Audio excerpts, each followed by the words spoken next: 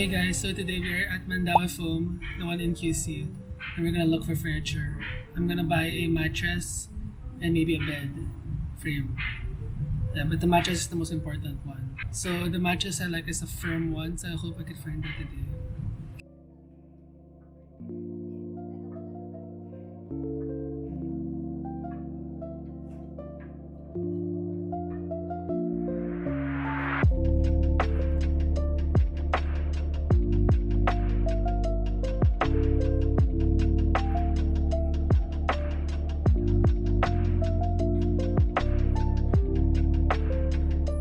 I think I'm getting the Flex Premium because it's not too soft.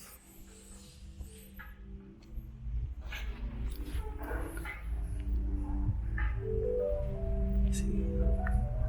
Pero tama lang siya. Hey guys, so now we're in Manila. So right now I'm staying at my brother's condo before I move in my own condo. So today I'll be hanging out with George. We'll be going to IKEA, and then we might go to a mall later because we want to watch Obsession. Yeah, so that's it. And I'm also craving yabu, so I want to eat yabu. So that's all. So we'll go IKEA shopping, go to a mall, probably Glorieta or Greenbelt to watch Obsession, and then eat yabu. Usapan ko pa naman yung crush ko.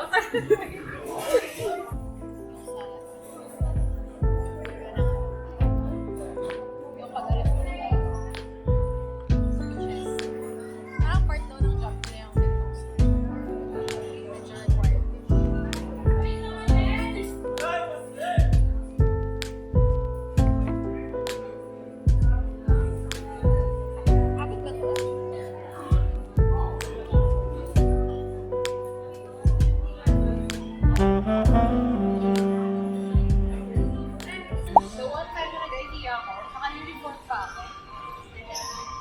Did you watch Mr. Bean Holiday?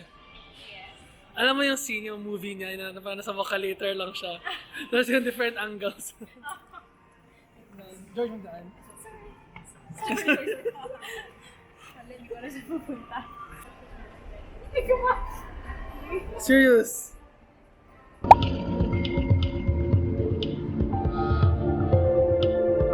We are now at IKEA. How much will you spend? 0 pesos! Tapos. Realistically, I feel like I will spend less than 10k. Less than... Bro. Yeah, less than 10k, I swear.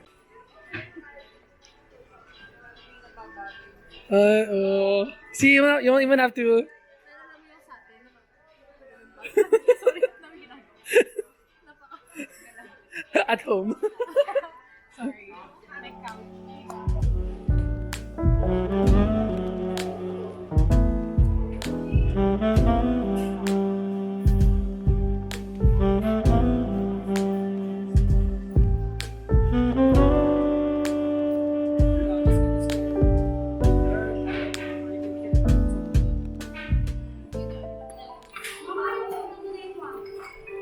So cute.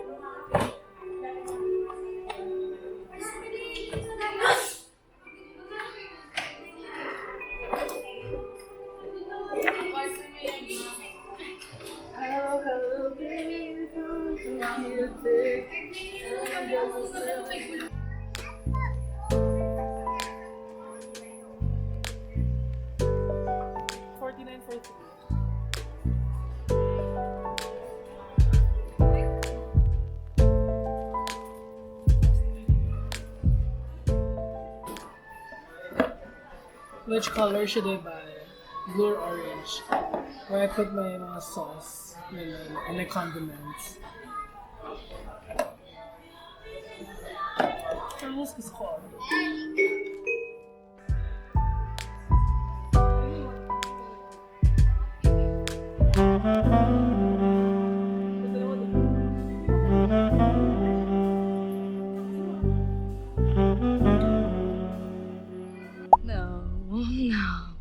No. What? No. Don't do that! everything Georgine bought. How much do you think it will be? Kahit 1K? 1-1. Paulo na 1K. Oo, alas 7 lang ako nandito si Mark. Abot ka ba ng 1K? Kumain? I don't think so. Ako si Mark. I think that 1K is good price. One something. Mag-close na ako ng 7 na. This is everything I bought. Well, some of these are for my brother. Not everything is for me. 2 items. It's his. 3 items. Estimate is less than 15. I feel like 13. It's 15K.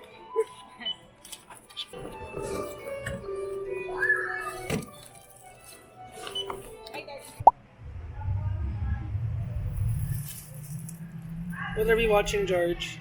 Obsession. Are you excited? Scared. Ano yung line? Ano yung famous line? No. No, no. Don't do it.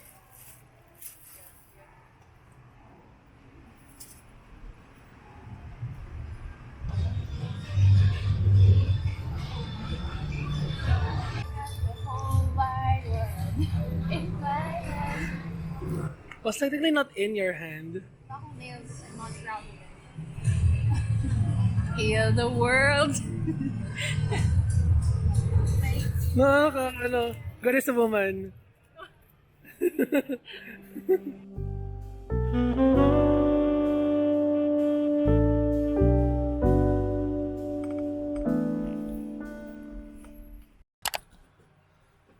Hey guys, so currently I am in my brother's condo. I haven't really been able to vlog much now moving because I don't know, whenever I get to condo, I'm just so tired. Like when I'm building furniture, when I'm assembling IKEA stuff, I just have no energy to do it. And I kind of get shy like filming kasi I'm with my tito and tita. Like they're helping me fix up the place. So I get shy. I don't want to talk. Like yeah, I'll take videos and clips and all that, but then I don't know, I get conscious. I guess I'm not yet in that phase na like I can really vlog anywhere and like not really care about that. Yeah, but soon enough I'll show you my condo once it's done. What can I say about my condo? It's way bigger than my old one. My old condo was 21 square meters, and then this one is 37 square meters. This is 1 bedroom, and it's the rent is cheaper technically.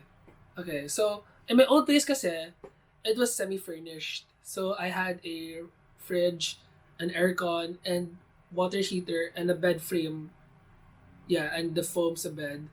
But then I had to pay for association dues, which is like about 2,500. So with the rent na 22,500 plus that one, it becomes like almost like 25K per month. For this new condo naman, it's 22,000 including the association dues na. And it is bigger, 37 square meters, but it's bare. So I have to bring my own ref, things like that. So I'm paying more to fix up the place talaga. But then luckily in my place in QC, like in our old house-ish talaga, we already have a ref, we already have an aircon. Anyway, I'll show you my condo next time. I have some clips of me working, but that's just some. But yeah.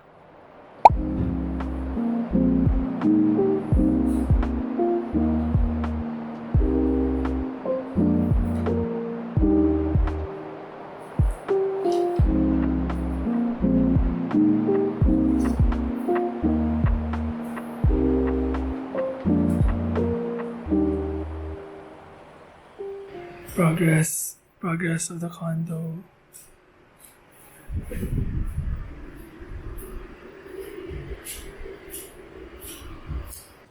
So this is my bedroom. Cabinet, shelf with my shoes, study table, and then my bed will go here probably. I don't know yet kung how ko siya gawin orientation wise, cause I don't know how big it will be. But it's just a double bed like a semi-double bed, so it's not gonna be that big. Then this is the living room. The mess. But here, dito, I will put the dining table. Yes. And then here it will be the living room area. I have this couch. It's so small. I might get a new one. Kasi I want it to be like a pull out. Not really pull out. Or like, pwede siya maging bed, basically. Para when people visit, they have a place to sleep. Yeah. And then there's the kitchen. It's a mess talaga. Kasi I just bought cabinets then for here. Naglalagay siya here. And then I might buy a cabinet for here. I don't know why, parang my water nagli-leak. And then the CR, it's a mess. Like, I don't know what to do there pa. So this is the condo so far. There's no aircon here because I'm trying to figure out if need ko ba siya. Because I don't want to spend money for an aircon. I'm thinking that I might just buy. Like if kaya naman ang aircon ko sa bedroom, I'll just leave the door open, ganun. Hey guys, so I finally have my bed, mattress. I mean, wala pa akong bed frame. So we will unwrap this.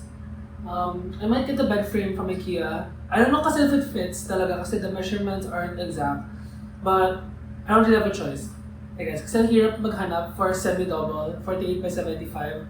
So, I don't know. I might just get the one from IKEA. And then, since my mattress is a foam naman, I think I can just like force it in. So we'll see. I think kaya naman. But we will unwrap this now.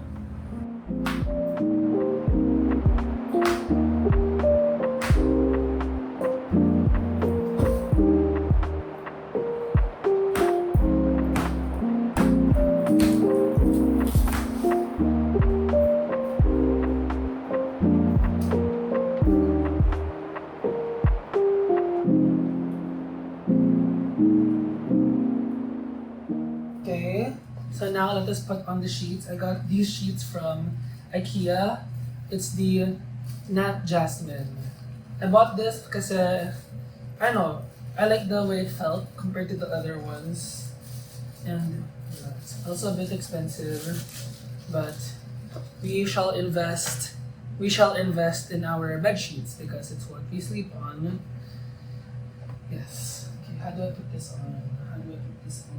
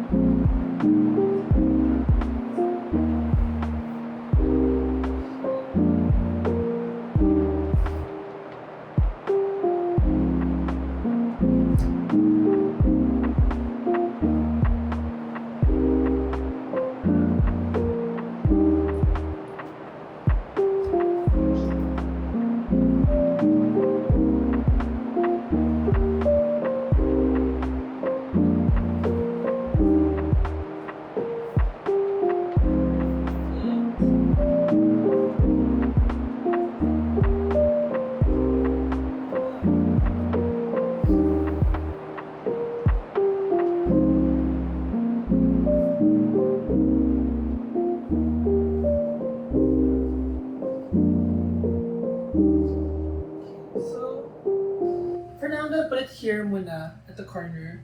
But I just want to see how it would look like on a normal day. Because once I have my bed frame talaga, it won't fit here. Pero sayang kasi it's kind of perfect fit. So now we will be tackling this package. It is the kitchen counter cabinet that I bought. I saw this specific cabinet kay Chini D in her townhouse. So I saw it, I was like, ooh, I should buy that. And then, man, I bought it. But I'm not sure if it's the exact same size, but I know it's the same style. So let's open it and assemble it. Okay. So this is so small. The condo, it's still a mess. Kasi, ang hirap mag-screw ng stuff. Ang sakit na ng kamay ko. And my sink is leaking. And also the sink sa kitchen is also leaking. The kitchen and CR is leaking. So, I want them to fix it first bago ako mag-start like really set up stuff. in the CR and the kitchen. Yeah, kasi, I don't know, kasi the CR is kind of dirty pa, and feel ko like, once they try to fix it, and then, if I, the CR is kind of dirty pa, and if I try to clean it now, parang sayang lang, kasi, once they try to repair it, and once ipa-install ko yung water heater and everything, I feel like it will just get dirty again, so, I'll just clean after that. Yeah, and actually, dapat today, my curtains will arrive. Actually, my curtains have arrived, but my curtain rods haven't. But it's supposed to arrive today then, but it hasn't. So, I will wait for that. Kasi, I don't know, I'm excited to try out my curtains out. But I do think it's a two-man job kasi it's curtain, like tension rods lang yung curtain ko. And it's a very long rod. So I don't think I can do it myself. So I'll wait if nandito na yung driver ko para he can help me do it. I'm also gonna ask Tito Jun to do the rest of the kitchen cabinet counter kasi ang sakit na ng kamay ko, guys, as in like it's like red na kanina, tapos like it's so bad.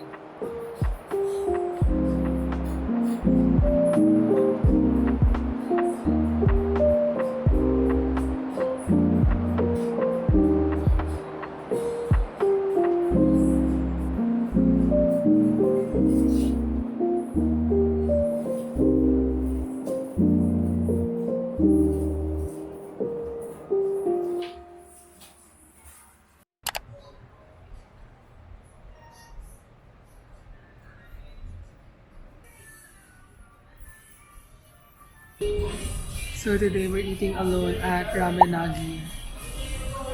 We're gonna watch Backrooms later, but for now I'm gonna eat here lang muna. Haven't eaten today.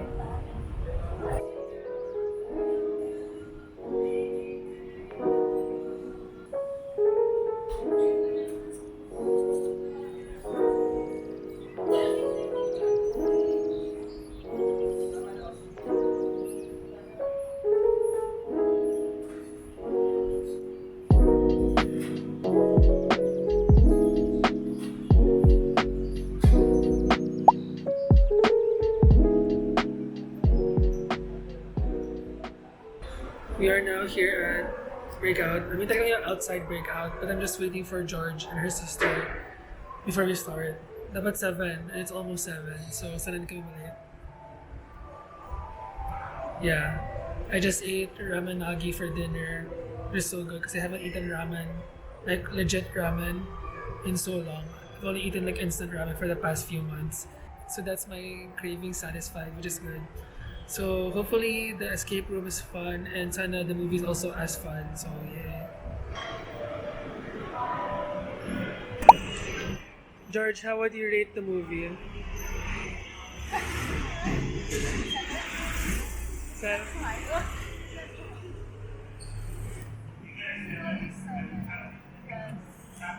got scared naman. I enjoyed it. But the ending wasn't giving. As I described it, it was going somewhere and then nowhere. Diba? For me, ano ba akin? Verdict ko. Oh wait, Gab. Oh, it's here. Almost here. Movie off. Oh, wait, nope. Anyway, for me, 7. Plot-wise, walang plot.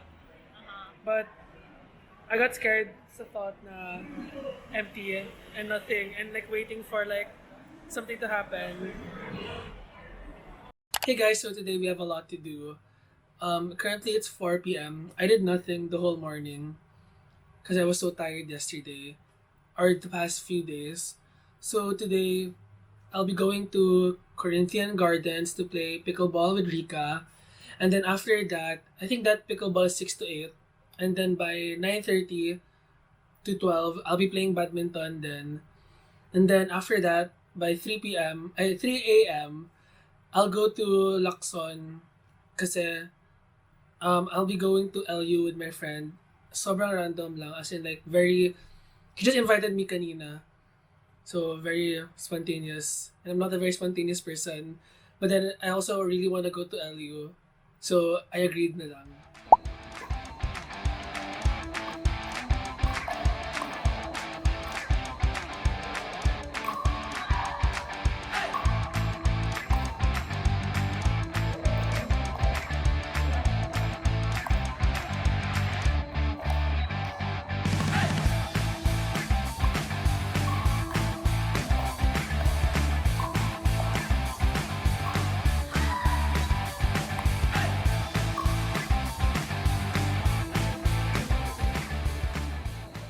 Hey guys, so today we'll be going to La Union. It is currently 2:21 a.m. We're gonna try to get a bus na like 3 a.m.